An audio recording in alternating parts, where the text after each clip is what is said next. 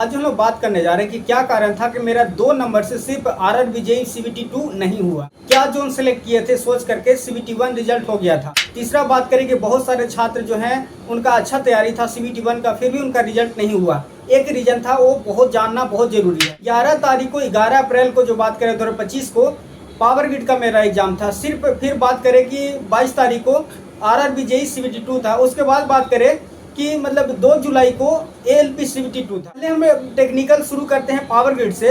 तो power grid में जो हमारा एग्जाम था, एग्जाम अच्छे से गया था और तीनों ने एग्जाम टेक्निकल और नॉन टेक दोनों थे।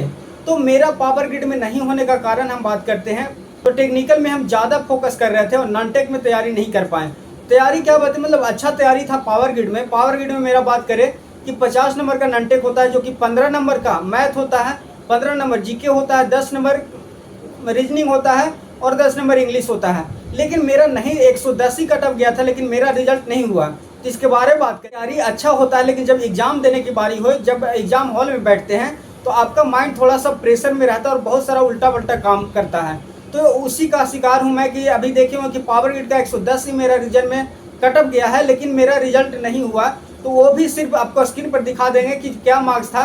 कि मतलब मेरा मार्क्स लगभग नज़दीक था, लेकिन मैथ में 15 नंबर में जो हम 13-14 बनाते थे, लेकिन उसमें सिर्फ और सिर्फ 4 नंबर आया है। वो भी बना करके अटेम्प्ट पता नहीं गलत अटेम्प्ट किए किसी तरह का, इसके कारण से हो सकता है कि नहीं हुआ होगा। तो देखिए, जो एक्सपीरियंस हम ये बताना चाहते हैं कि एग्जाम हॉल में जाने के बाद जो तैयारी रहता है वो भी ठप हो जाता है। तो जो एग्जाम देने जाते हैं उसमें बहुत अपना कॉन्फिडेंस दीजिए और अच्छे रिलैक्स होकर के दीजिए। बात करते हैं आरआरबी जेईई सीबीटी 2 में क्यों मेरा रिजल्ट नहीं हुआ था। अभी हम बात कर रहे थे कि लगातार 3 गो टेक्निकल का एग्जाम था और नॉन टेक का तैयारी करने का टाइम नहीं था। उसमें भी आरआरबी जेईई में 100 नंबर का टेक्निकल था और 50 नंबर का नॉन टेक था। नॉन टेक में बात करें कि मतलब कंप्यूटर और इन्वायरमेंट बहुत इंपॉर्टेंट था, जो कि स्टूडेंट कभी नहीं पढ़ते थे। खुद मैं नहीं पढ़ा था और 10-10 दिन के स्लॉट पर जब एग्जाम हो रहे थे तो पढ़ने का टाइम ही नहीं मिल रहा था। इसमें पावर ग्रिड में देखें तो मतलब पावर ग्रिड का अलग नॉन टेक था, उसके बाद आरआरबी जेईई का अलग मतलब नॉन टेक था और एएलपी का अलग नॉन टेक था।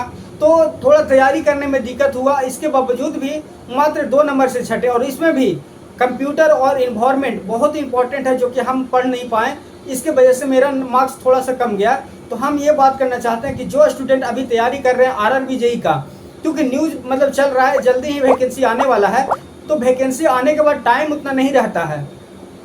तो आपको अगर तैयारी सच में करना है आरआरबी जेईई सीबीटी 2 का और ज्वाइन करना है, तो आपको मैं अपना एक्सपीरियंस बता रहा हूँ कि किसी तरह का और वीडियो मत देखिए, किसी और मतलब दिमाग मत लगाइए। अगर आपका टेक्निकल में 80% मार्क्स गेन कर ले रहे हैं तो आपको टेक्निकल पढ़ने का अभी जरूरी नहीं है। जब आप पूरा नॉन टेक जो कि कंप्यूटर इन्वायरमेंट मेन इंपॉर्टेंट उसमें है, वो वाला अच्छे से तैयारी कर लीजिए। क्योंकि जितना भी स्टूडेंट टेक्निकल का है उनका सिर्फ रिजल्ट रुकने का कारण एक ही होता है कि उनका नॉन टेक कमजोर रहता है। और मेरा भी रिजल्ट नहीं हुआ 2 मार्क्स से, तो यही रीजन रहा कि कंप्यूटर इन्वायरमेंट पढ़ने का टाइम नहीं मिला। क्योंकि पहले पावर ग्रिड एग्जाम हुआ, फिर आरआरबी जेईई सीबीटी 2 हुआ और फिर एएलपी का एग्जाम था सीबीटी 2 का। तो लगातार प्रेशर बहुत ज़्यादा था और क्या क्या पढ़े ये समझ में नहीं आया। और आगे बात करें कि एएलपी का, तो एएलपी में मेरा अच्छा मार्क्स टेक्निकल में आया था 48 नंबर 75 नंबर में, और नॉन टेक भी अच्छा है और साइको भी दे दिए हैं, लगभग होने का चांसेस है। उसके बारे में बाद में रिव्यू देंगे। हम जो बात करने जा रहे हैं कि बहुत सारे छात्र जब फॉर्म भरते हैं, आरआरबी जेईई का ही बात करें कि फॉर्म भरना लगते हैं, तो बहुत सारे छात्र कंफ्यूज होते हैं कि हम कहाँ भरें। तो इसके बारे में बात करें कि अगर आपको मतलब अच्छा जगह चुनना है, आप अपना पहले खुद को जांचिए कि हम कहाँ हैं। अगर आपका 75 से 80% टेक्निकल में मार्क्स आ रहे हैं तो आराम से जो कोलकाता हो गया, मुंबई हो गया या और नज़दीक जो कि ज़्यादा कट ऑफ जाते हैं वहाँ भर सकते हैं। और साथ में आप नॉन टेक का तैयारी करिए। और बात करें कि मतलब जो स्टूडेंट कमज़ोर हैं, जिनका थोड़ा सा मतलब 65 या 60% नंबर मार्क्स रहता है, तो वो कहाँ भरेंगे। तो इसके बारे में बात करें कि बहुत सारा जोन देखे होंगे कि चेन्नई हो गया, जम्मू हो गया, या मतलब ईस्टर्न रेलवे में चले जाते हैं। तो यहाँ पर भरिएगा तो सीबीटी 1 का आपको मौका मिलेगा कि आपका रिजल्ट हो जाएगा। तो ये मतलब सिलेक्शन करना बहुत ज़रूरी है। बहुत सारे छात्र जोन सेलेक्ट सही से न कर पाते हैं, इसकी वजह से रिजल्ट नहीं होता है। जैसे अभी देख रहा हूँ कि मुंबई में बहुत ज़्यादा मतलब सीट था और सीट को ज़्यादा देख करके बहुत सारे छात्र भर दिए और वहाँ कंपटीशन बहुत ज़्यादा हो गया। तो आप वो ज़्यादा सीट पर भी फोकस नहीं कीजिए और सही डायरेक्शन में देखिए आप कहाँ रह सकते हैं, कहाँ आपको मतलब सफ़र करना अच्छा है। तो ये बात ये करना चाहते हैं कि कि बहुत सारे छात्र बहुत मतलब ये गलती किए थे 2024 में, ये गलती आप नहीं कीजिएगा। क्योंकि बहुत सारे छात्र देखे होंगे टेक्निकल पढ़ाई करते हैं, वो इंग्लिश में तैयारी करते हैं और इंग्लिश में तैयारी करने के बाद वो जब फॉर्म भरने लगे तो वहाँ पर देखिएगा कि जब फॉर्म भरते हैं वहाँ पर देता है हिंदी और इंग्लिश दोनों चुनने के लिए देता है। तो पहला अगर आप इंग्लिश चुनना है तो आपको CBT 1 में टोटल इंग्लिश में आएगा, जो कि आप हिंदी में तैयारी करते हैं। तो पहले जो कि सिलेक्शन करना है CBT 1 में, वहाँ पर फॉर्म भरते समय पहला जो सिलेक्शन लेना है हिंदी का। अगर आप हिंदी में पढ़ाई करते हैं नॉन टेक तो हिंदी का लीजिएगा, उसके बाद सेकंड प्रायोरिटी इंग्लिश को दीजिए, तो दोनों आपके साथ आएगा। तो ये बहुत सारे छात्र जो कि गलती किए थे, जिनका अच्छा तैयारी था नॉन टेक में, 70, 75, 80 नंबर लाते थे और मात्र कटअप जो कि जनरल से मुंबई का भी बात करें कि 75 या तो 70 के आसपास रहा था, लेकिन फिर भी उनका रिजल्ट नहीं हुआ। वो बहुत अफसोस कर रहे थे कि क्या गलती कर दी। और बहुत सारे छात्रों एग्जाम देने नहीं गए थे कि इंग्लिश में देगा हम क्या देंगे, उनको 50-55 नंबर लाने के लिए मतलब बहुत भारी पड़ गया, और जो लाते थे 75 और 80 नंबर।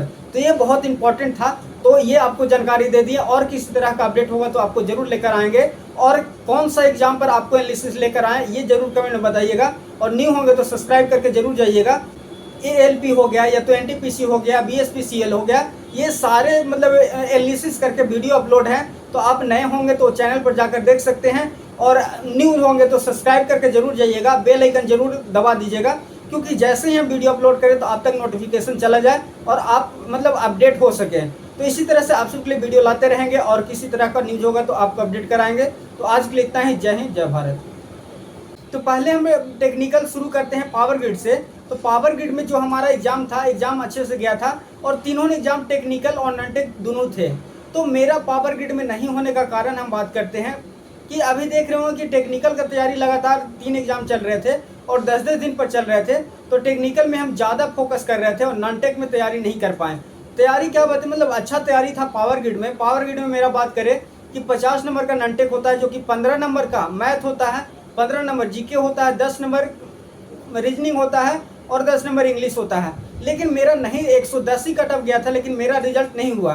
तो इसके बारे में बात करें कि अभी देखो कि आपका तैयारी अच्छा होता है, लेकिन जब एग्जाम देने की बारी हो, जब एग्जाम हॉल में बैठते हैं तो आपका माइंड थोड़ा सा प्रेशर में रहता है और बहुत सारा उल्टा पल्टा काम करता है। तो उसी का शिकार हूँ मैं कि अभी देखे हो कि पावर ग्रिड का 110 ही मेरा रिजल्ट में कटअप गया है, लेकिन मेरा रिजल्ट नहीं हुआ।